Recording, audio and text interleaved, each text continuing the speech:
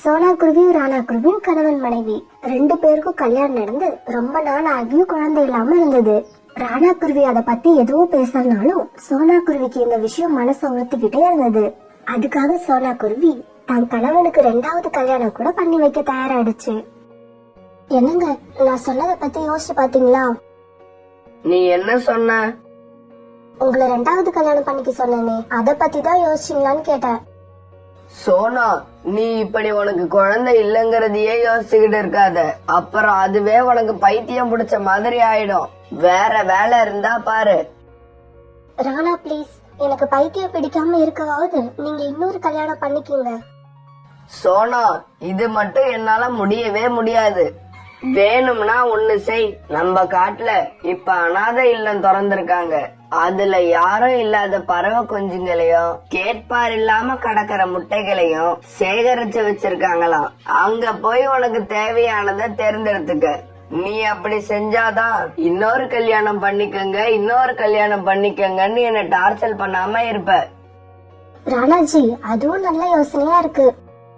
சோனா, குழந்தைய தேர்ந்தெடுக்கிறத விட முட்டையை தேர்ந்தெடுக்கிறது நல்லதுன்னு என் மனசுல படுது. நானும் அததான் நினைச்சுக்கிட்டு இருந்தேன், நீங்களும் அதையே சொல்லிட்டீங்க. சோனா குருவிக்கு குழந்தை இல்லாதது பெரிய பிரச்சனையா இருந்த அதே சமயத்துல கோரிக்காகத்துக்கும் அது இட்டு 2 முட்டைங்க பெரிய பிரச்சனையா இருந்தது. காலுக்காக நல்லா படுத்து தூங்கிக்கிட்டு இருந்துச்சு. அத பாக்க கோரிக்காகத்துக்கு ரொம்ப பொறாமையா இருந்துச்சு. காலுஜி, எழுந்துவீங்க சீக்கிரம். ராத்திரி பூரா ஒருத்தி முட்டை மேல உட்கார்ந்து கஷ்டப்பட்டுக்கிட்டு இருக்காளேங்கிற நினைப்பு கொஞ்சமாவது இருக்கா? எந்த கவலையும் இல்லாம நல்லா கொரட்டை விட்டு தூங்குறீங்க. கோரி, பெண் பறவைங்க அடகாக்குறது காலங்காலமா உள்ள ஒண்ணுதானே. நீ ஏன் அத ஒரு பெரிய விஷயமா நினைக்கிற? காலுஜி, வாயால சொல்றது ரொம்ப ஈஸி. ராப்பகலா முட்டை மேல உட்கார்ந்து பார்த்தா தெரியும் வலி என்னன்னு. சரி சரி, தண்ணி குடிக்கிறதா இருந்தா போய் குடிச்சிட்டு வா. நான் உனக்காக உணவு தேட போகணும். காளி இப்படி சொன்ன உடனே கோரிக்காக தண்ணீர் குடிக்க நதி பக்கத்தை நோக்கி பறந்து போச்சு. இப்படி பறந்து போன கோரிக்காகவும் தண்ணீர் குடிச்சிட்டு நதிக்கரையில வீசுற இனிமையான காற்றை அனுபவிச்சுக்கிட்டு இருந்துச்சு. இதே சமயத்துல அனாதை இல்லத்துக்கு பறந்து போன சோனா குருவி நதிக்கரையில கோரிக்காகத்தை பார்த்துட்டு அதுகிட்ட போச்சு. சோனா, என்ன இவ்வளவு சீக்கிரம் எங்க கிளம்பிட்ட? கோரி அக்கா, நம்ம காட்டுல புதுசா அனாதை இல்லம் திறந்திருக்காங்கல்ல, அங்கதான் போய்கிட்டு இருக்கு. அங்க ஏதாவது முட்டை கிடைச்சா வாங்கிட்டு வந்து குழந்தை பிறந்த உடனே அதை வளர்க்கலான்னு நானும் ராணாவும் பேசி முடிவு பண்ணிருக்கோம். சோனா, நான் கூட இப்ப 2 முட்டை இட்டு இருக்கேன். அதை அடக்காக்குறது எனக்கு பெரிய பிரச்சனையா இருக்கு. அப்புறம் ஒரே சமயத்துல 2 குழந்தைங்களை வளர்க்கறதும் பிரச்சனை தான் எனக்கு தோணுது. ஆமா, இப்படி செஞ்சா என்ன? என்னோட முட்டையில நீ ஒன்னு எடுத்துக்கிட்டீன்னா உன்னோட பிரச்சனையும் தீந்துரும், எனக்கும் பிரச்சனை இருக்காது. கோரி அக்கா, சும்மா விளையாடாதீங்க. எந்த அம்மாவும் தன்னோட முட்டையை யாருக்கும் தர சம்மதிக்க மாட்டாங்க. நான் என்ன என்னோட முட்டைய சும்மா கொடுப்பேன்னு நினைச்சியா? நான் என்னோட 2 முட்டையில ஒன்ன விற்க போறேன். என்னால 2 குழந்தைங்கள ஒரே சமயத்துல வளர்க்க முடியாது. உங்க முட்டையை என்ன விலைக்கு கொடுப்பீங்க? என் முட்டையோட விலை 200 ரூபாய். அதை கொடுத்துட்டு முட்டைய உன்னோட முட்டையாக்கிக்க. கோரி அக்கா, நான் வீட்டுக்கு போய் ராணா கிட்ட சொல்லிட்டு பணம் எடுத்துக்கிட்டு உங்க வீட்டுக்கு வரேன். சோனா, ஒரு முக்கியமான விஷயம். நான் முட்டைய விக்கிறது காலுக்கு தெரியக்கூடாது. காலு இல்லாதப்ப வீட்டுக்கு வா. இப்படி சொன்ன கோரி வீட்டுக்கு பறந்து போச்சு. சோனா குருவியும் வீட்டுக்கு போய் தன்னோட கணவர் ராணா கிட்ட கோரி சொன்னதை பத்தி தெளிவா எடுத்து சொல்லுச்சு. சோனா, அனாதை இல்லத்துல இருந்து முட்டையை எடுத்துக்கிட்டு வர்றத விட கோரிக்கிட்ட இருந்து முட்டைய வாங்கறது நல்லதுன்னு நினைக்கிறேன். ஏன்னா அனாதை இல்லத்துல இருக்கிற முட்டை எவ்வளவு பழசானதுன்னு நமக்கு தெரியாது. அது கெட்டு போறதுக்கு நிறைய வாய்ப்பு இருக்கு. ஆனா கோரிக்கிட்ட இருந்து முட்டை வாங்கினா கெட்டு போறதுக்கு சான்ஸே இல்ல. அப்புறம் என்ன, நீங்க 200 ரூபாய் கொடுங்க, அதை கொடுத்துட்டு நான் முட்டைய வாங்கிட்டு வரேன். இப்படி சொன்னா ராணா கிட்ட இருந்து 200 ரூபாய் வாங்கிட்டு கோரிக்காகத்துக்கிட்ட இருந்து முட்டை வாங்கறதுக்கு பறந்து போச்சு. கோரி அக்கா, இந்தாங்க 200 ரூபாய், எனக்கு ஒரு முட்டைய கொடுங்க. சீக்கிரமா ஒரு முட்டையை எடுத்துக்கிட்டு பறந்து போயிடு. காலேஜுக்கு நான் முட்டையை விக்கிறது தெரிஞ்சிடுச்சுன்னா பெரிய பிரச்சனை ஆயிடும். கோரி இப்படி சொன்ன உடனே சோனா ஒரு முட்டையை எடுத்துக்கிட்டு அவசரமா வீட்டை நோக்கி பறந்து போச்சு. அன்னைக்கு சாயங்காலம் ஆச்சு. அன்னைக்கு சாயங்காலம் காலுக்காக வீட்டுக்கு வந்துச்சு. கூட்டுல ஒரு முட்டை இருக்கிறத பார்த்த காலுக்காகம் கோரி காகத்துக்கிட்ட இப்படி கேட்டுச்சு. கோரி, நம்ம கூட்டுல ஒரு முட்டை தான் இருக்கு, இன்னும் ஒரு முட்டை எங்க? அதை ஏன் கேக்குறீங்க காலேஜி? கூட்டை சுத்தம் பண்ணலான்னு 2 முட்டையும் எடுத்து கீழே வச்சப்ப ஒன்னோட ஒண்ணு இடிச்சு ஒரு முட்டை உடைஞ்சி போச்சு. உடைஞ்ச முட்டைய வச்சுட்டு என்ன பண்றதுன்னு நான் தூக்கி வெளியில போட்டுட்டேன். காலுக்காகத்துக்கு கோரி சொன்னதை கேட்ட உடனே ரொம்ப கோபம் வந்துடுச்சு. காலுக்காகம் கோரிய திட்ட, கோரிக்காகம் காலுவை திட்ட பெரிய போரே நடந்துச்சு. இருந்தாலும் கடைசியா வழக்கம் போல காலுக்காகமே வாயை மூடிக்கிட்டு படுத்து தூங்கிடுச்சு. இப்படியே சில நாட்கள் நகர்ந்துச்சு. கோரியோட முட்டையில இருந்து ஒரு ஆண் குழந்தை வெளிவந்துச்சு. அதே சமயம் கோரி கிட்ட இருந்து சோனாக்குருவி வாங்கிட்டு போன முட்டையில இருந்து ஒரு பெண் குழந்தை வெளிவந்தது. ராணாஜி, இங்க பாருங்களேன், இந்த குட்டிக்காக எவ்வளவு அழகா இருக்கு. இதுக்கு என்ன பேர் வைக்கிறது? இந்த குழந்தை ரொம்ப அழகா இருக்கு, அதனால இதுக்கு அழகின்னு பேர் வச்சிடுவோம். சோனா, அழகிய நம்ம நல்ல முறையில வளர்க்கணும். நல்லது கெட்டது எல்லாத்தையும் நம்ம அழகிக்கு இப்ப இருந்தே சொல்லி கொடுக்கணும். அழகி பெருசாகும் போது ஒரு நல்ல பறவையா இருக்கணும். அப்படியே வளர்ப்போம் ராணாஜி. அப்புறம் நான் கொஞ்ச நாளா வெளியில போகவே இல்ல. முட்டையோட பாதுகாப்பை நினைச்சு வீட்லயே இருந்துட்டேன். அதனால கொஞ்சம் வெளியில போயிட்டு வந்துடுறேன். இப்படி சொல்ல வெளியில பறந்து போச்சு. தனக்கு ஆண் குழந்தை பிறந்ததை நினைச்சு கோரிக்காக ரொம்ப சந்தோஷப்பட்டுச்சு. சோனா வாங்கிட்டு போன முட்டையில என்ன குழந்தை பிறந்துச்சோ தெரியல. நல்ல வேளை நமக்கு ஆண் குழந்தை பிறந்துடுச்சு. அப்ப காலுக்காகவும் வீட்டுக்கு திரும்பி வந்துச்சு. ஜக்கு, இங்க வாங்க, அப்பா உங்களுக்காக என்னென்ன கொண்டு வந்திருக்கேன் பாருங்க. அப்பா குரல் கேட்ட உடனே ஜக்கு உடனே கீழே இறங்கி பழங்களை ஆர்வமா சாப்பிட்டுச்சு. இப்படியே சில நாட்கள் நகர்ந்துச்சு. இப்ப அழகி கொஞ்சம் பெரிய பொண்ணாயிடுச்சு. அழகி, கொஞ்சம் கீழே இறங்கு, அப்பா சாப்பிட்டு முடிக்கட்டும், அப்புறமா அப்பா மேல ஏறிக்கலாம். அப்பா அப்பா, நான் உங்க மேல ஏறி இருக்கிறது உங்களுக்கு கஷ்டமா இருக்காப்பா? இல்ல செல்லம், நீங்க அப்படியே இருங்க. அழகி, நீங்க குட் கேர்ள் தானே, கியூட் கேர்ள் தானே, அம்மா கிட்ட வாங்க. சோனா இப்படி சொன்ன உடனே அழகி உடனே அம்மா கிட்ட போயிடுச்சு. என்னோட அழகி ரொம்ப நல்ல பொண்ணு, நான் என்ன சொன்னாலும் உடனே செஞ்சிடும். அம்மா அம்மா, இன்னைக்கு அருவிக்கு அழைச்சிட்டு போறேன்னு சொல்லிருக்கீங்க, மறந்துடாதீங்க. அழகி, அப்பா ஏதோ உன்னை சமாதானப்படுத்துறதுக்காக சொன்னா அதையே சொல்லிக்கிட்டு இருக்க. அருவிக்கெல்லாம் இன்னொரு நாள் போய்க்கலாம். அப்பா, அம்மாவை பாருங்க எப்படி பேசுறாங்கன்னு. அழகி செல்லம், நீங்க ஏன் கவலைப்படுறீங்க? இன்னைக்கு நம்ம கண்டிப்பா அருவிக்கு போறோம். இப்ப சோனா குருவி, ராணா குருவி, அழகி 3 பேரும் அருவி இருக்கிற பக்கத்துல இருந்து பறந்து போனாங்க. அங்க போன அழகி அருவிய பார்த்துட்டு ரொம்ப சந்தோஷமாச்சு. அங்க இருந்து தும்முங்களோட ரொம்ப நேரம் ஜாலியா விளையாண்டது. இப்படி விளையாண்டுகிட்டு இருந்த அழகி மனசுல திடீர்னு ஒரு சந்தேகம் வந்தது. உடனே அழகி தான் அம்மா கிட்ட போச்சு. அம்மா, நீங்களும் அப்பாவும் பார்க்க எவ்வளவு கலரா இருக்கீங்க, அப்புறம் நான் மட்டும் ஏமா கருப்பா இருக்கேன்? அழகி, எனக்கு கருப்பு கலர் ரொம்ப பிடிக்கும். அதனாலதான் கடவுள் கிட்ட என் மகளை கருப்பு நிறத்துல கூடன்னு கேட்டு வாங்கிக்கிட்டேன். அம்மா அம்மா, அப்ப என்ன உங்களுக்கு ரொம்ப பிடிக்குமா அம்மா? என்ன செல்லம் இப்படி கேட்டுட்ட? என் உயிரே நீதான். நீ இல்லாம நான் ஒரு நிமிஷம் கூட இருக்க மாட்டேன். சரி வாங்க கிளம்புவோம். இன்னும் கொஞ்ச தூரத்துல இனிப்பான பழங்கள் கிடைக்கும். அப்பா, நீங்களும் அம்மாவும் போய் பழங்களை எடுத்துக்கிட்டு வாங்க, நான் இங்கேயே விளையாண்டுட்டு இருக்கேன். அழகி இப்படி சொன்ன உடனே சோனாவும் ராணாவும் பழங்களை பறிக்க போனாங்க. சோனாவும் ராணாவும் போன கொஞ்ச நேரத்துக்கெல்லாம் கோரிக்காகவும் ஜக்குவும் அருவிக்கரைக்கு வந்தாங்க. அம்மா அம்மா, நான் அருவியில போய் குளிக்கிறேம்மா, ப்ளீஸ் ப்ளீஸ். ஜக்கு, அருவியில போய் குளிக்கிறது ஆபத்து, அங்க போக கூடாது. அம்மா ப்ளீஸ் ப்ளீஸ், எனக்கு ரொம்ப ஆசையா இருக்குமா. கோரியும் ஜக்குவும் இப்படி பேசிக்கிறத கேட்ட அழகி அவங்க கிட்ட போச்சு. தம்பி தம்பி, அருவியில குளிப்பண்ண அடம் பிடிக்க கூடாது, அம்மா சொல்றது கேட்கணும். அம்மாவும் அப்பாவும் எது சொன்னாலும் அது நம்ம நல்லதுக்காக தான் இருக்கும். அழகி இப்படி ஜக்கு கிட்ட சொன்னதை கேட்ட கோரிக்காகத்துக்கு ரொம்ப ஆச்சரியமா இருந்தது. இந்த காலத்துக்கு நம்ம பையன் வயசுதான் இருக்கணும், ஆனா இவ்வளவு பொறுப்பா அறிவா பேசுதே. இப்படி ஒரு புத்திசாலி குழந்தைய நான் இது வரைக்கும் பார்த்ததே இல்ல. கோரி இப்படி யோசிச்சுக்கிட்டு இருக்கும்போது அழகி கோரிக்காகத்தை பார்த்து இப்படி கேட்டுச்சு. ஆண்டி ஆண்டி, நீங்களும் என்ன மாதிரியே கருப்பா இருக்கீங்கல்ல? அதுவா? அது ஏன் தெரியுமா? நான் ஒரு காகம், நீயும் என்ன மாதிரியே ஒரு காகம், அதனால நம்ம 2 பேருமே கருப்பா இருக்கோம். இல்ல ஆண்டி, இல்ல, நான் காகம் இல்ல, நான் ஒரு குருவி.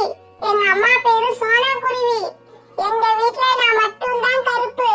எங்க அம்மா அப்பா 2 பேருமே கலரா இருப்பாங்க. உங்க கூட இருக்கிற தம்பி பேரு என்ன? இவன் என்னோட பையன், பேரு ஜக்கு. உன் பேரு என்னம்மா? என் பேரு அழகி. சந்தேகமே இல்ல, இது என்னோட குழந்தைதான். எவ்வளவு அழகா அறிவா வளர்ந்துருக்கு. இப்படின்னு தெரிஞ்சிருந்தா சோனா குருவிக்கு நான் என் முட்டையை வித்தே இருக்க மாட்டேன். அழகியோட பேச்சையும் அழகையும் பார்த்து இப்ப அது மேல ரொம்ப அன்பு உண்டாயிடுச்சு. இப்ப என்ன பண்றது? பேசாம சோனா குருவி கிட்ட 200 ரூபாயை திருப்பி கொடுத்துட்டு அழகிய நாமளே திரும்ப வாங்கிக்க வேண்டியதுதான். ஆண்டி, நீங்க என்ன இந்த காட்டை சேர்ந்தவங்களா? ஆமா அழகி, நான் இந்த காட்டுலதான் வசிக்கிறேன். இப்ப இங்க ஒன்ன பார்க்கதான் நான் இங்க வந்தேன். நீ என்னோட குழந்தை, ஏன் பொண்ணு. நான் தான் உன்னோட அம்மா. என்னோட 2 முட்டையில ஒண்ணு எப்படியோ காணாம போயிடுச்சு. அது எப்படியோ சோனா குருவி கையில கிடைச்சி நீ அவங்க வீட்டுல போய் பிறந்துட்ட. இல்ல ஆண்டி, எங்க அம்மா சோனா குருவிதான். அழகி, நீ யார்கிட்ட வேணாலும் கேட்டு பாரு. நீ ஒரு காகம், குருவி இல்ல. அப்படியே உனக்கு சந்தேகம் இருந்தா உங்க அம்மா கிட்டயே கேட்டு பாரு. நான் இப்பவே போய் இவனை வீட்டுல விட்டுட்டு ஆளுங்களை அழைச்சிட்டு உங்க வீட்டுக்கு வரேன் பாரு. இப்படி சொல்லிட்டு கோரிக்காகும் ஜக்கு அழைச்சுக்கிட்டு பறந்து போச்சு. பிறகு கொஞ்ச நேரம் கழிச்சு அழகியோட அம்மாவும் அப்பாவும் பழங்களை எடுத்துக்கிட்டு திரும்பி வந்தாங்க. அழகி, வாங்க வீட்டுக்கு போவோம். நான் என்னோட மகளுக்காக இனிப்பான பழங்களை கொண்டு வந்திருக்கேன். வீட்டுல போய் சாப்பிடுவோமா? வீட்டுக்கு போன அழகி சோனா குருவிய பார்த்து இப்படி கேட்டுச்சு. அம்மா, அருவிக்கரையில ஒரு காகம் ஆண்டிய பார்த்தேன். அவங்க என்கிட்ட சொல்றாங்க நான் அவங்களோட பொண்ணா. அவங்க சொல்றது உண்மையாமா? இத கேட்ட சோனா குருவிக்கு இதயமே நின்னு போன மாதிரி ஆயிடுச்சு. அழகி, உன்கிட்ட இருந்து நாங்க எதையும் மறைக்க விரும்பல. நீ அந்த ஆண்டியோட பொண்ணுதான். அருவிக்கரையில நீ சந்திச்ச காகம் நீ இருந்த முட்டைய சோனா குருவி கிட்ட 200 ரூபாய்க்கு வித்துருச்சு. இப்ப சோனா குருவி அழுதுகிட்டே பேச ஆரம்பிச்சது. எங்களுக்கு குழந்தை இல்லாதால் தான் கோரியோட முட்டைய நான் வாங்கினேன். ஆனா அழகி, நான் உன்னை என்னோட குழந்தையாதான் பாக்குறேன். உன்னை என்னோட உயிராவே நினைக்கிறேன். தயவு செஞ்சு என்னை விட்டு போயிடாது. அப்படி நீ போயிட்டா நான் உயிரோடவே இருக்க மாட்டேன்.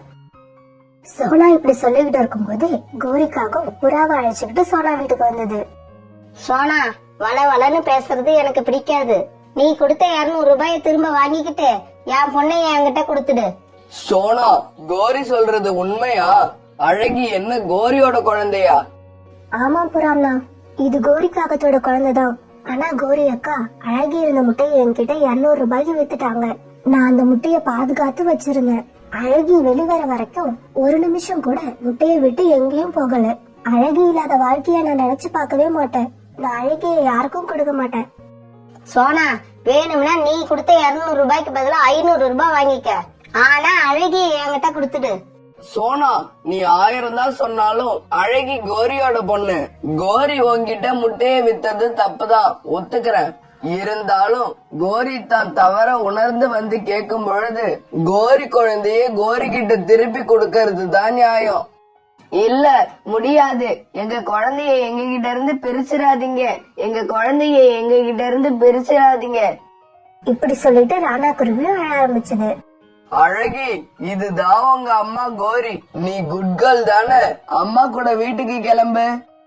அழகி, என் செல்லமே, வாங்க நம்ம வீட்டுக்கு போவோம். நான் எப்படி உங்களை என்னோட அம்மாவா ஏத்துப்பேன்? நான் முட்டையில இருக்கிறப்ப என்ன 200 ரூபாய்க்கு வித்தவங்க தானே நீங்க. இப்ப என்ன அழைச்சிக்கிட்டு போய் யாருக்கிட்டயாவது 1000 ரூபாய்க்கு விக்கலாம்னு தானே பாக்குறீங்க. நானே எங்க அம்மா கிட்ட இருந்து 1000 ரூபாய் வாங்கி தரேன். நீங்க 2 பேரும் ஆளுக்கு 500 ரூபாய் எடுத்துக்கங்க. என்னை விட்டுடுங்க. நான் இங்க சந்தோஷமா இருக்கேன். எனக்கு உங்க கூட வரவே பிடிக்கல. அப்படியும் என்ன நீங்க கட்டாயப்படுத்தி அழைச்சிட்டு போனீங்கன்னா நான் கண்டிப்பா செத்துடுவேன். இப்படி சொல்லிட்டு அழகி சோனா குருவியோட இடுப்புல ஏறிக்கிட்டு வேகமா அழ ஆரம்பிச்சது. அழகி, இப்படி நீ பேசுறதுக்கு பேசாம என்ன 4 அறை அரைஞ்சிருக்கலாம். கோரி, உன் பேச்ச கேட்டு இங்க வந்து அவமானப்பட்டதுதான் மிச்சம். இதுக்கப்புறமும் நீ அழகிய உன் பொண்ணு பொண்ணு நீனா உன் உடம்புல சூடு சொரணை எதுவுமே இல்லைன்னு அர்த்தம். இப்படி சொன்ன புறா வெளியில பறந்து போக அழகியோட பேச்சால அவமானப்பட்ட கோரிக்காகவும் பின்னாலேயே பறந்து போச்சு.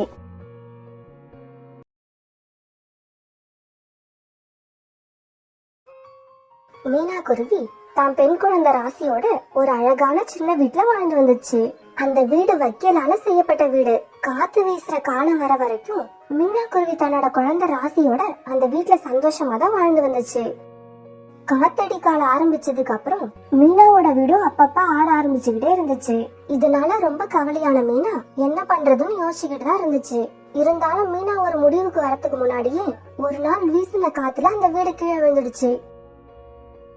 அம்மா அம்மா, காத்துல நம்ம வீடு இப்படி கீழே விழுந்துடுச்சு. இனி நாம எங்கம்மா தங்கறது? ராசி, நான் உன்னை கொண்டு போய் பக்கத்து காட்டுல இருக்கிறவங்க ரோசி சித்தி வீட்டுல விட்டுட்டு வந்து வீடு கட்ட துவங்க போறேன். வீடு கட்டி முடிச்சிட்டு உன்னை திரும்ப அழைச்சிட்டு வரேன்.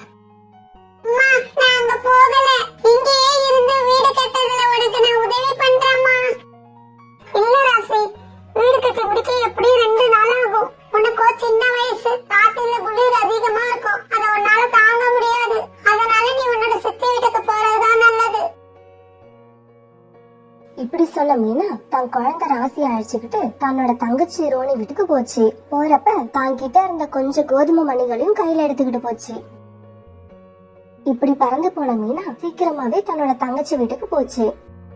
ரோசி, ரோசி, சீக்கிரம் கதவை தர.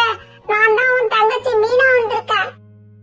இப்படி மீனா குருவி பல தடவை கத்தியும் வீட்டு கதவு திறக்கவே இல்ல. மீனா மறுபடி இப்படி முயற்சி பண்ணிக்கிட்டே இருக்கிறப்ப புல்புல் பறவை அங்க வந்துச்சு. யாருமா நீ? எதுக்காக ரோசி வீட்டு கதவை தட்டிக்கிட்டு இருக்க? நான் ரோசியோட தங்கச்சிங்க. ரோசியை பார்க்கலான்னு பக்கத்து காட்டுல இருந்து வந்திருக்கேன். ரோசி எங்க போயிருக்கான்னு உங்களுக்கு ஏதாவது தெரியுமா? ரோசி கடற்கரை பக்கம் இருக்கிற காட்டுக்கு ஏதோ திருவிழான்னு நேத்து ராத்திரி தான் கிளம்பி போச்சு. அவங்க திரும்பி வர எப்படியும் இன்னும் 1 வாரம் ஆகும்னு நினைக்கிறேன். இப்படி சொல்லிட்டு புல்புலும் பறந்து போயிடுச்சு. மீனாவுக்கு இப்ப ரொம்பவும் குழப்பமாயிடுச்சு. ரோனி கண்டிப்பா இப்ப வரப்போறதே இல்ல. ராசியை யார் வீட்டுல விட்டுட்டு நம்ம போறது? அதுவும் இல்லாம இப்ப ராத்திரி வேற ஆக போகுது. மீனா இப்படி யோசிச்சுக்கிட்டு இருக்கும்போது மழையும் பெய்ய ஆரம்பிச்சது. என்ன பண்றதுன்னு புரியாத மீனா ராசியை கூட்டிக்கிட்டு பக்கத்துல இருந்த ஒரு வீட்டு கதவை போய் தட்ட ஆரம்பிச்சுது. அப்ப அந்த வீட்டு கதவை திறந்துக்கிட்டு காலுக்காக எட்டி பார்த்தது. ஆமா, நீங்க 2 பேரும் யாரு? எதுக்காக எங்க வீட்டு கதவு தட்டுறீங்க? ஐயா, நாங்க பக்கத்து காட்டுல இருந்து இந்த ரோசி வீட்டுக்கு வந்தோம். ஆனா ரோசி வீட்டுல இல்ல. இந்த நேரம் பார்த்து மழையும் வந்துடுச்சு. எங்களை கொஞ்சம் உங்க வீட்டுக்குள்ள இருக்க அனுமதிச்சா மழை விடுற வரைக்கும் இருந்துட்டு மழை விட்ட பிறகு போயிடுவோம். குருவி, நீ இங்கேயே இரு. நான் போய் என் மனைவி கிட்ட கேட்டுட்டு வந்துடுறேன். காலேஜி, இந்த மழையில நீங்க யார் கூட பேசிக்கிட்டு இருக்கீங்க? கோரி, ரோசி வீட்டுக்கு வந்தவங்க யாரோ ரோசி வீடு பூட்டி இருக்கிறதால மழை விடுற வரைக்கும் நம்ம வீட்டுல இருக்கலாமான்னு கேக்குறாங்க. காலேஜி, இது என்ன வீடா சத்திரமா? வரவங்க போறவங்களாம் தங்கறதுக்கு இடம் இல்லன்னு சொல்லிட்டு வராம ஏன் வளவலன்னு பேசிக்கிட்டு இருக்கீங்க? கோரி, அந்த பறவை கையில சின்னதா ஒரு மூட்டை வச்சிருக்கு. ஒரு தடவை நீ தான் வந்து பாரு. என்ன சொன்னீங்க? சின்னதா ஒரு மூட்டை வச்சிருக்கா? இப்ப கோரியும் காலுக்காக கூட வாசலுக்கு வந்துச்சு. இங்க பாருங்க, வீட்டுல தங்கணும்னா ஓசில தங்க முடியாது. தங்கறதுக்காக ஏதாவது வாடகை கொடுத்தே ஆகணும். என்கிட்ட உங்களுக்கு கொடுக்கறதுக்கு எதுவும் இல்ல. இந்த துணியில கொஞ்சமா தானியங்கள் எடுத்துட்டு வந்திருக்கேன். அதுல கொஞ்சம் உங்களுக்கு தரேன். நாங்க தங்கறதுக்கு கொஞ்சமா இடம் கொடுங்க. சரி சரி, உள்ள வாங்க. வர்றப்ப காலை நல்லா தொடச்சிட்டு வாங்க. தொடக்காம வந்து வீடு பூரா ஈரம் வாங்கிடாதீங்க. வீட்டுக்குள்ள வந்தவங்களுக்கு கோரி சின்னதா ஒரு கூட்டை கொடுத்தது. இதோ இந்த கூட்டுல 2 பேரும் இருங்க. இதுக்கு வாடகையா நீங்க வச்சிருக்க தானியங்கள்ல பாதி எனக்கு தரணும். கோரி இப்படி சொல்ல மீனா குருவி தான் எடுத்து வந்த தானியங்கள்ல பாதி தானியங்களை கோரிக்கு கொடுத்துச்சு. அத வாங்கிட்ட கோரி தன்னோட கூட்டுக்கு போச்சு. காலேஜி, இப்பதான் எனக்கு ரொம்ப சந்தோஷமா இருக்கு. இந்த குருவி கொஞ்ச நேரம் நம்ம வீட்டுல இருக்கிறதுக்காக இவ்வளவு தானியங்களை கொடுத்திருக்கு. கோரி, குருவியும் அதோட குழந்தையும் மழையில நனைஞ்சிருக்காங்க. அவங்களுக்கு தான் கொஞ்சம் டீ போட்டு கூட. சொந்தக்காரங்க வந்தாலே இந்த கோரி டீ போட்டு கொடுக்க மாட்டா, இவங்களுக்கு எல்லாமா டீ போட்டு கொடுப்பேன்? காலேஜி வர வர உங்களுக்கு இறக்க குணம் ரொம்ப அதிகமாகுது. ஒருவேளை சாப்பாட்டை கட் பண்ணாதான் இது சரியாகும்னு நினைக்கிறேன். கோரி, நீ டீ போட்டு கொடுத்தா கொடு, கொடுக்காட்டி போ. ஆனா என் சாப்பாட்டுல மட்டும் கைய வச்சிடாத. இப்படி பேசிக்கிட்ட காலுக்காகவும் கோரிக்காகவும் அப்படியே படுத்து தூங்கிட்டாங்க. ஆனா பாவம் மீனா குருவிக்கு தான் தூக்கமே வரல. இந்த காகம் கொஞ்சம் கூட இறக்கமே இல்லாத காகமா இருக்கு. கடவுளே, இந்த மழையை சீக்கிரமா நிறுத்து. இந்த வீட்டை விட்டு சீக்கிரமா வெளியே போகணும். இப்படி யோசிச்ச மீனா குருவி அப்படியே தூங்க போயிடுச்சு.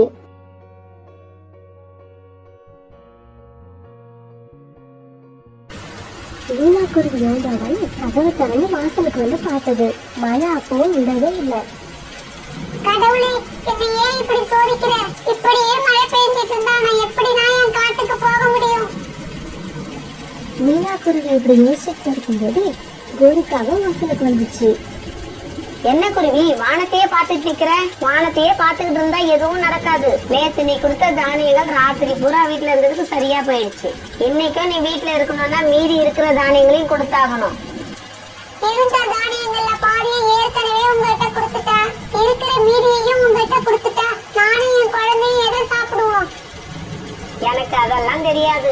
நீயும் உன் குழந்தையும் இன்னைக்கு பகல்லையும் வீட்டுல இருக்கணும்னா மீதி இருக்கிற தானியங்களையும் என்கிட்ட தரணும். இல்லன்னா உன் குழந்தைய வச்சுக்கிட்டு இப்பவே வீட்டை விட்டு வெளியே போயிடு. இந்த மழையில வெளியில போக சொன்னா இந்த குழந்தைய வச்சுட்டு நான் எங்க போவேன்?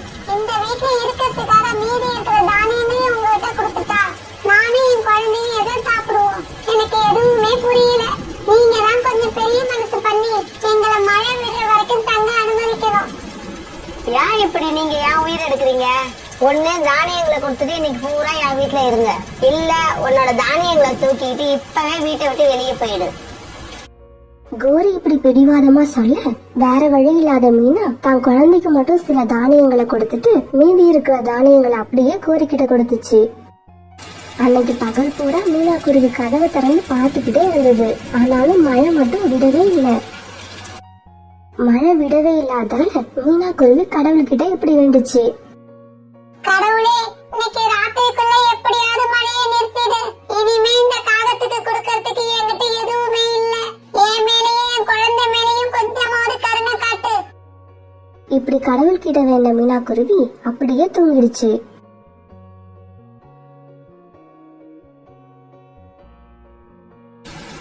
இன்னைக்கும் மீனா குருவி எழுந்த உடனே வாசலுக்கு தான் போச்சு.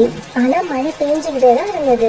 மழை பெய்யுற வேகத்தை பார்த்தா அது நிக்கிற மாதிரியே தெரியல. மீனா குருவி இப்படி மழையை பார்த்துக்கிட்டு நிக்கிறப்ப கோரிக்காக மீனா குருவி குழந்தை ராசியை அழைச்சுக்கிட்டு வாசலுக்கு வந்துச்சு. மழை இப்படி பெய்ஞ்சிட்டு இருக்கப்ப ஏன் இந்த சின்ன குழந்தைய வெளியில அழைச்சிட்டு வரீங்க? எனக்கு வாடகையா கொடுக்கறதுக்கு உங்ககிட்ட எதுவும் இல்ல. இருந்த எல்லா தானியங்களையும் தான் கொடுத்துட்டியே. அதனால இனிமே உனக்கும் உன் குழந்தைக்கும் என் வீட்டுல இடம் இல்ல. நீங்களே கொஞ்சம் யோசிச்சு பாருங்க. இந்த மழையில என் குழந்தைய அழைச்சிக்கிட்டு நான் எங்க போவேன்? என்கிட்ட இருந்த எல்லா தானியங்களையும் நீங்க தான் வாங்குனீங்க.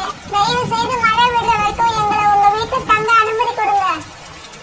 அதுக்காக நான் என்ன பண்ண முடியும்? கொடுக்க எதுவும் இல்லாத உங்ககிட்ட இனிமே நான் பேசவும் போறது இல்ல. இப்படி சொன்ன கோரி வீட்டுக்குள்ள போய் கதவை காத்துக்கிச்சு.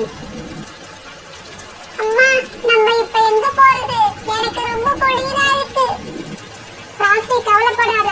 நாம வேற யார் வீட்லயாவது போய் இடம் கேட்போம். இப்படி சொல்லிட்டு பறந்து போக ஆரம்பிச்சோம்னா வழியில ஒரு வீட்டை பார்த்த உடனே தான் குழந்தையோட அங்க போச்சு.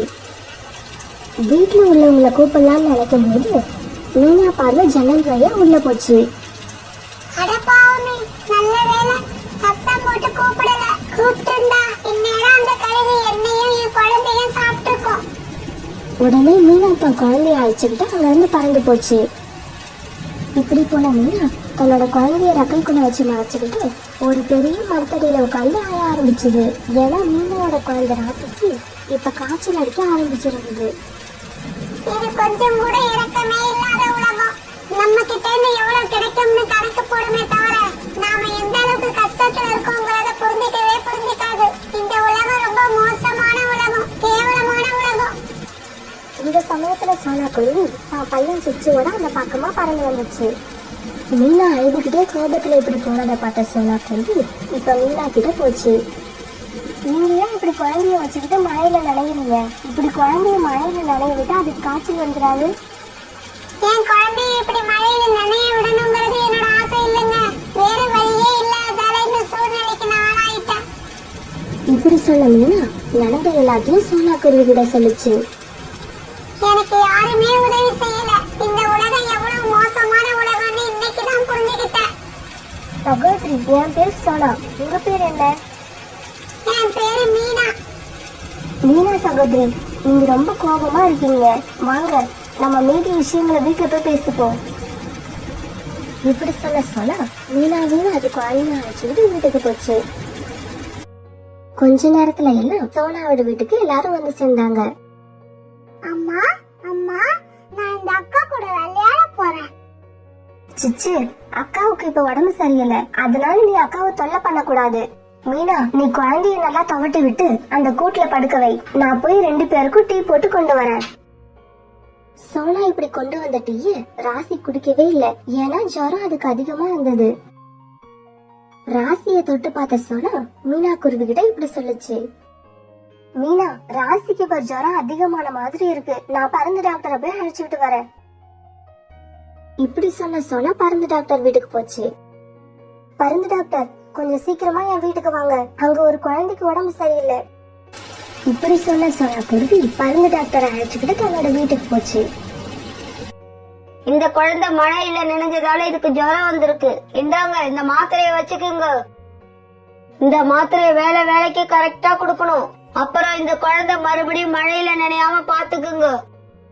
டாக்டர், கூப்பிட்ட உடனே வீட்டுக்கு வந்து குழந்தைக்கு ட்ரீட்மெண்ட் பார்த்ததுக்கு ரொம்ப நன்றி. அப்புறம் டாக்டர், உங்க ஃபீஸ் எவ்வளவு? உங்ககிட்ட என்ன ஃபீஸ் வாங்கிட போற சோனா? 10 தானியங்கள் இருந்தா கூட அது போதும். பிறகு பருந்து டாக்டர் ஃபீஸ வாங்கிட்டு கிளம்பி போனாங்க. சோனா, உங்களுக்கு எப்படி நன்றி சொல்றதுன்னே தெரியல. ரொம்பவும் கஷ்டமான சூழ்நிலையில இருந்த என்ன காப்பாத்திட்டீங்க. இதுக்கு எதுக்காக நன்றி எல்லாம்? நீங்க இருந்த சூழ்நிலையில வேற யாராவது இருந்தா இப்ப நான் செஞ்ச உதவியை நீங்க செஞ்சிருக்க மாட்டீங்களா? அப்புறம் சோனா, காலையில இந்த மழையில எதுக்கு உங்க பையனை அழைச்சிட்டு வந்தீங்க? ஓ அதுவா, மழையில பறந்து போகணும் போல ஆசையா இருக்குன்னு சிச்சு என்ன தொல்லை பண்ணிக்கிட்டே இருந்தான். சரின்னு அவனை அழைச்சுக்கிட்டு அப்படியே ஒரு ரவுண்ட் வந்தேன். விடாம பெஞ்சுகிட்டு இருந்த மழை இன்னும் 2 நாட்கள் கழிச்சு இன்னைக்குதான் விட்டுது. பறவைங்க எல்லாம் சூரியனை பார்த்து சந்தோஷமா கானம் பாடிக்கிட்டே பறந்தாங்க. சோனா வீட்டுக்கு வந்த மீனா குருவிக்கு இன்னையோட 4 நாள் ஆயிடுச்சு. சிச்சுவும் ராசியும் இப்ப ரொம்ப தோஸ்த் ஆயிட்டாங்க. அதனால ரொம்ப ஜாலியா விளையாண்டுகிட்டு இருந்தாங்க. சோனா, இன்னைக்கு நாங்க எங்க காட்டுக்கு கிளம்புறோம். ஆனா உண்மையை சொல்லணும்னா எனக்கு போகவே இஷ்டம் இல்ல. ஏன்னா என்னையும் ராசியையும் நீ அந்த அளவுக்கு பாத்துக்கிட்ட. மீனா சகோதரி, நீ சொன்ன மாதிரி இந்த உலகம் ரொம்ப மோசமானது கிடையாது. நீ சந்திச்சவங்க தான் மோசமானவங்க. இந்த உலகத்திலயும் நல்லவங்க நிறைய பேர் இருக்காங்க. நமக்கு நல்ல நேரம் வரப்பதான் நாம அவங்கள சந்திப்போம். சோனா, நீ சொல்றத நான் முழு மனசோட ஒத்துக்கிறேன். ஏன்னா நான் இப்ப நல்ல உள்ளம் கொண்ட சோனாவை சந்திச்சுட்டேன். சோனா, நான் என் காட்டுக்கு போய் புது வீடு கட்டிட்டு 2 நாள்ல திரும்பி வந்துடுவேன். அது வரைக்கும் என் குழந்தை ராசியை நீ பாத்துப்பியா? மீனா, இப்ப நீ புது வீடுதான் எப்படி இருந்தாலும் கட்டியாகணும். அதையே அங்க போய் கட்டுற? என் வீட்டுக்கு பக்கத்திலே கட்டிக்க வேண்டியது தானே. சோனா இப்படி சொன்னதை கேட்டுட்டு விளையாண்டுகிட்ட இருந்த ராசி வேகமா அம்மா கிட்ட வந்துச்சு. அம்மா அம்மா, சோனா ஆண்டி சொல்றதுதான் சரி. நாம இங்கேயே ஒரு வீடு கட்டிப்போமா? சோனா ஆண்டி வீடு மாதிரியே மரக்கட்டைகளை வச்சு நல்ல உறுதியான வீட்டை கட்டிப்போமா? ஆண்டி ஆண்டி, ராசி அக்கா சொல்லட்டு கேளுங்க. நீங்களும் இங்கே வீடு கட்டுக்கீங்க. அப்பதான் நான் ராசி அக்கா கூட ஜாலியா விளையாடுவேன். ராசி, அம்மாவுக்கு மரக்கட்டைகளை வச்சு வீடு கட்ட தெரியாதுடா. வைக்கோல வச்சு வீடு கட்டதான் தெரியும். இதுதான் இப்ப பிரச்சனையா? மரக்கிளைகளை வச்சு எனக்கு வீடு கட்ட தெரியும். நீ போய் மரக்கிளைகளை மட்டும் சேகரிச்சு எடுத்துக்கிட்டு வா. வீடு கட்டுற வேலையை நான் பாத்துக்கிறேன். சோனா இப்படி சொல்ல மீனா குருவி காட்டுக்குள்ள போய் நல்ல மரக்கட்டைகளை சேகரிச்சு கொண்டு வந்துச்சு. மீனா குருவி கொண்டு வந்த மரக்கட்டைகளை வச்சு சோனா குருவி அன்னைக்கு சாயங்காலத்துக்குள்ள ஒரு அழகான வலிமையான வீட்டை கட்டி முடிச்சது. சோனா, உங்களுக்கு ரொம்ப ரொம்ப நன்றி. நீங்க இல்லன்னா இந்த மாதிரி ஒரு ஸ்ட்ராங்கான வீட்டை என்னால எப்பவுமே கட்டி இருக்க முடியாது. அம்மா, நீங்க ரொம்ப சரியா சொன்னீங்க. இந்த வீடு காத்தாலையும் மழையாலையும் எப்பவுமே உடையாது. எந்த கவலையும் இல்லாம தன் குழந்தையோட வாழ ஆரம்பிச்சது. சிச்சுவும் ராசியும் கூட ரொம்ப சந்தோஷமா விளையாட சோனா குருவிக்கும் மீனா குருவிக்கும் இடையில ஒரு நல்ல நட்பு உருவாச்சு.